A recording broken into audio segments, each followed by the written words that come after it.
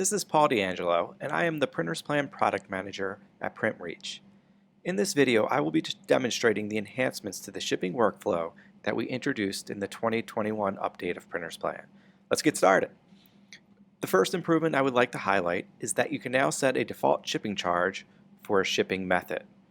To do this, we can navigate to the Settings tab, open up our Jobs folder, and select Shipping Methods. So in this table, we've added a new column called Default Cost, and in this column you could enter the charge or default cost for the shipping method. So once this is assigned, we can navigate to the Jobs section.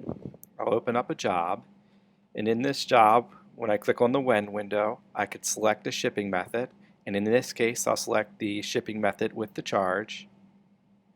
And when I click OK, you'll notice that the shipping charge was automatically added because I selected the shipping method with the default charge.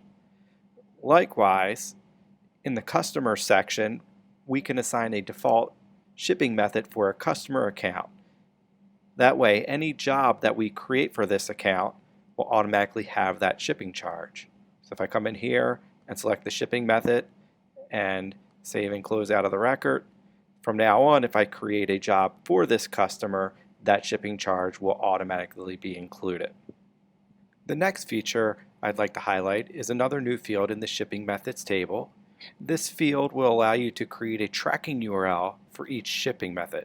So when I return to the settings and open up the Shipping Methods table, in this table we have a new column for the tracking URL. And for each provider, you would enter the beginning or leading string of the tracking URL, essentially everything except for the tracking number, which would be populated for individual shipments. So once we have this information set, we can go to a job with a shipment that has a tracking number. So I'll open up my job, go to my shipments, and this job has a tracking number. So now what I could do is click my email button, choose my template that includes the tracking URL along with the tracking number, and when I select this template, my email message is populated with the tracking number and also with the tracking URL that the end user can click on to track their package. On my email template, I've added fields to pull in the ship by tracking URL. So this is pulling in the URL for that shipping method based off of the value in the table. And that's what allows the email message to populate with a clickable tracking URL. Additionally, I could right click on the shipment and click on Open Tracking Web Page, and as long as we have that tracking URL and a valid tracking number, Printers Plan will take us directly to that tracking link so we could track the package easily. Closing out the shipment and the job, when I return to the settings section, in this section we've added another new table called Shipping Services. And this table is designed to store the shipping service for each carrier. So in here you could add the different services and then select which carrier that service belongs to. When I return to the job, and specifically the Shipments and Labels window, when I open or edit a shipment, we could see we now have a field for the shipping service. And you could click on the menu to choose one of the options for the shipping carrier. This shipment window has been updated in the 2021 version. So we have the shipping service field. We also have a shipping API selector. This will allow information from Printers Plan to flow into a third-party shipping software and data from the software to automatically return to Printers Plan. There are a few more date fields we've added, such as the created date, estimated delivery date, and as far as the shipping charges, we've added the fields for cost, markup, and price. So now you could have a cost and a markup for your shipping rates. Closing out this job, I want to jump to another job, and in the Shipments and Labels window we have made some changes as well. Previously, when you would click on a shipment or an item, it would only list the shipping information for that item, and there wasn't an easy way to view all the shipments for the job. To address this, we've added an All Shipments button, and now by clicking this, it will list all the shipments on a single page. We've also added the ability to select columns. So at the bottom here, I could click on the Show and Hide Columns, and then that way I could select which columns will appear on this data list above. There's also a function to group shipments. So if there are multiple items being shipped in the same package, I could highlight those items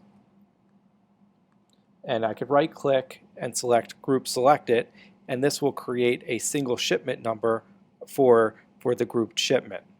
So when I list all my shipments, and here the icon slightly changes indicating that it's a grouped shipment, and if I were to click on any one of these items, it will show all the items in that shipment. And this plays nicely when sending data to a third-party shipping integration solution. And then another button I want to talk about that's new is this Verify Shipping Amounts. As you're creating shipments or pulling in data from the website or from a third party, these fields will help update the shipping charge on the job.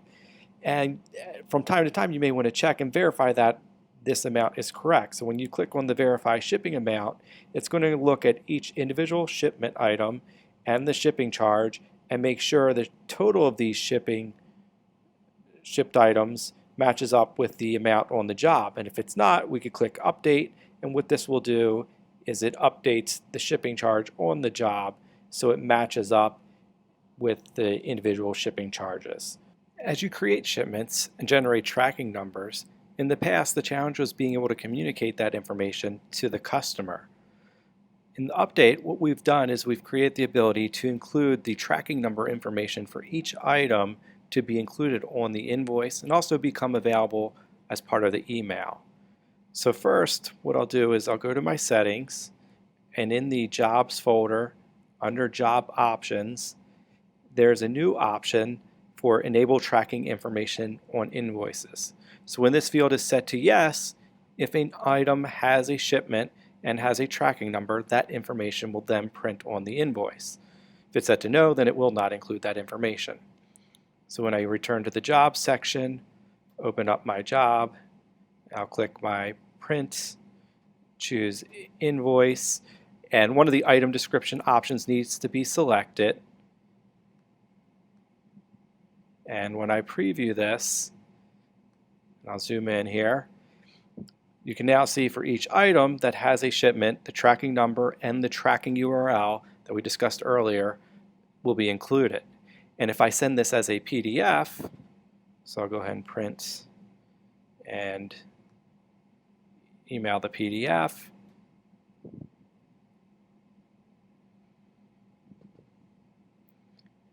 When we preview the PDF file, because these are links, the user will be able to just click on that link and it will take them directly to the tracking page so they can track their package. If we're not printing an invoice and instead we just want to send tracking information to the customer, what we could do is update our email template to include all the shipment records for the job. Here is my email template, and what you could do now is add this text, Shipment All. And what this will do is on a job-related email template, Printers Plan is going to look through all the items, all the shipment items for that job and include them as part of the email.